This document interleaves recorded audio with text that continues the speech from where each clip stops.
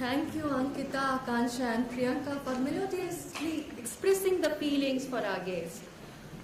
Today, we all clearly visualize that enormous advancement made by modern science and technology in different spheres of human life has completely changed the face of this planet.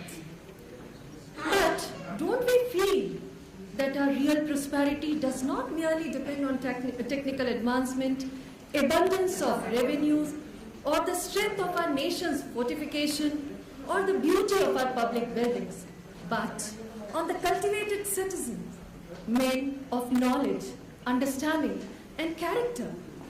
And to ensure this, the concept of human values and vision for humane education has got recognized. For the detailed background about how this concept emerged and evolved, I would request Dr. R. Pradeep Kumar, Head of Earthquake Research Center, IIIT Hyderabad. Professor Pradeep Kumar is from Andhra Pradesh. He obtained his doctorate in earthquake engineering from Tokyo University, Japan. He is on many national and international committees on earthquake engineering. He received Young Scientist Award in 2011. Since 2003, when he came across universal human values, he has also resolved to reaching it out to all in Andhra Pradesh and Telangana. So I would request Professor Pradeep Kumar to kindly let us get acquainted with the background of this concept, how it evolved. So,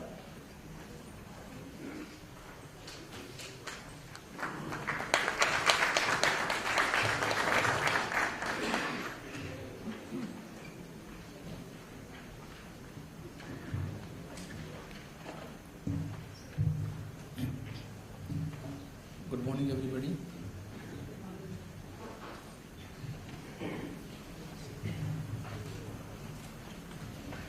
I'll speak about 10 to 15 minutes on how I got involved with this work and then how this international conference started.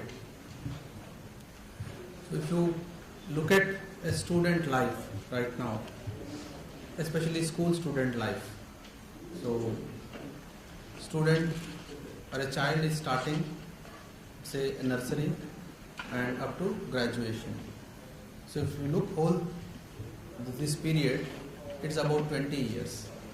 So 20 years a child is surrendered to education system, 20 years. And what kind of person is coming to society after this 20 years of education? Like most confused person or person with full clarity about life. So what's our answer? Right now it is most confused person. Confusions in terms of what job to do, no clarity. And other big question is how much to earn, no clarity. So out of all other things, right now I feel personally education is focusing on equipping students to get a job and lead a prosperous life. But the simple definition of prosperity also we are not able to tell a student. That is the problem. So a simple definition of prosperity as I see, what should be my bed size if I sleep? When I sleep, what should be my bed size? It should be bigger than my size. Then why I'm always comparing with somebody else's bed? So this teacher, all teachers, right from nursery up to graduation, no teacher is able to tell this. This is the question. So, as my introduction said, my technical specialization area is earthquake engineering. I visited many earthquake affected areas. There I used to see a lot of dead bodies also. Then I used to feel that why this many people are dying. Okay. So they gave whatever money contractor, engineer, builder asks, that much money to them. But why unsafe buildings? So there are a lot of questions. So at that time I understood that human being is facing two problems. One, problems which can be solved by technology, and other problems are the problems which cannot be solved by technology. So especially we are focusing on the first type of problems, not on the second type of problems. So this was there in my mind continuously. So I finished my graduation and joined IIIT Hyderabad and was a good teacher. But all the time I used to think that what kind of knowledge I am transferring or giving to students. So this was there in my mind always. So for the first time in 2005 I attended this Jeevan Vidya workshop organized by Professor Ganesh Bagaria from Kanpur. So I was reluctant to attend. The moment workshop started, I started inquiring what is the qualification of the teacher. Somebody told me that he did MTech. I said, how can I listen from the person who did only MTech? I am PhD and postdoc and that too from Japan. So कुछ बीच में आ रहा था सुनने के लिए. So then I had a lot of questions and Professor Ganesh Bagaria was giving the proposals, and each proposal is hitting me very hard. And when the discussion on relationships came, it was really a clean bold that I should keep aside my ego and listen to these proposals. So then I heard very attentively and realized that yes, so this is something which has answers to all my questions, and maybe in all others who are having such similar kind of questions. So why can't we make like a good world, a harmonious world which is livable for everybody without pain?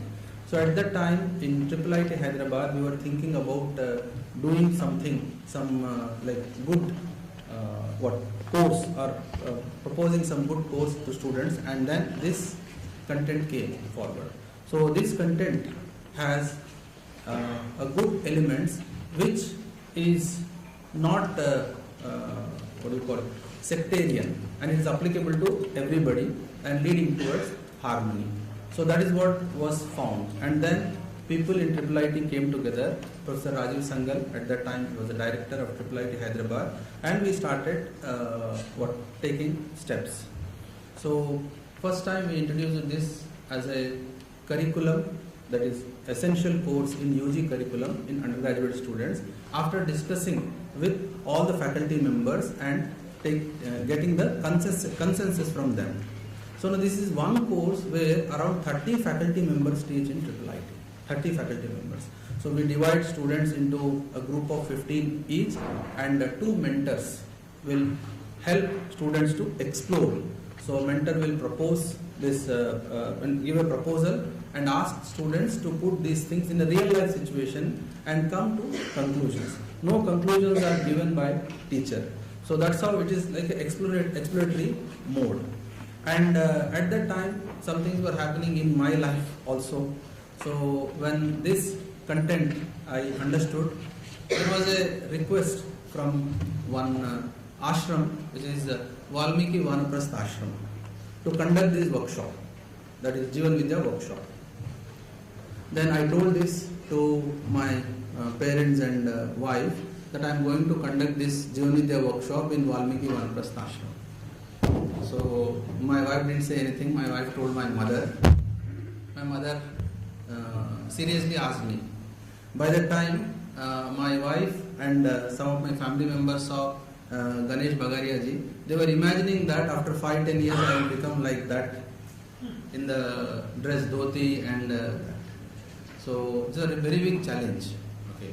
Why? Because I am going to conduct this workshop in Valmiki Vanaprastha ashram, so which my family is opposing. So what shall I do?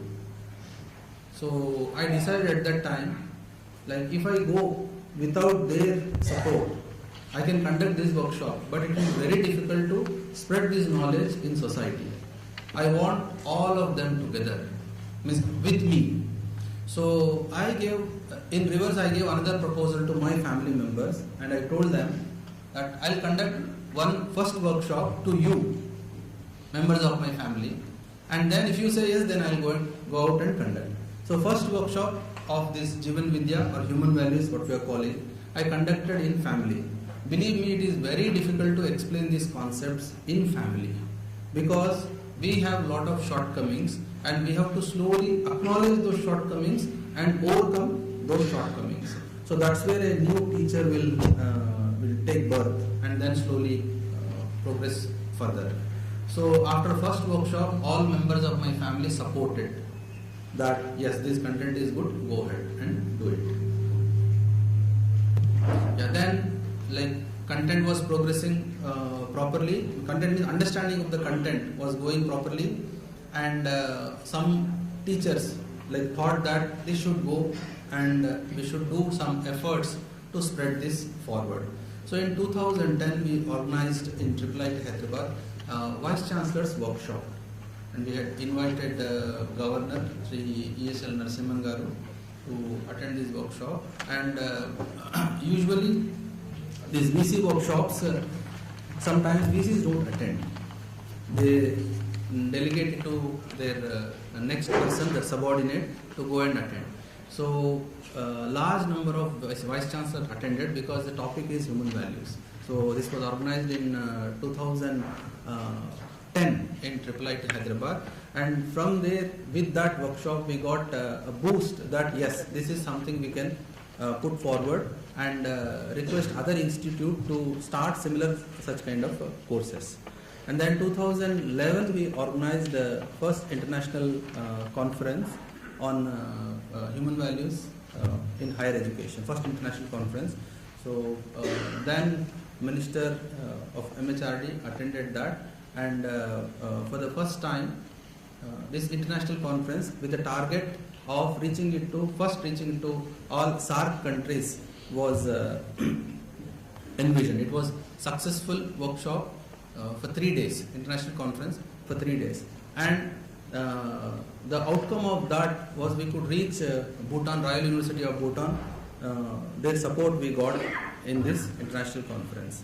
And then the second workshop very next year we conducted in 2013, second international conference we conducted, and in that, as an outcome of that, we started this what human values course in around 3,000 degree colleges in Telangana and Andhra Pradesh in 2013. And after that, this next workshop was in international conference was in Bhutan, and then last one was in Rajkot, and now we are in IIT Kanpur. So slowly this content of this is spreading, and the details of that will be discussed in the coming few sessions.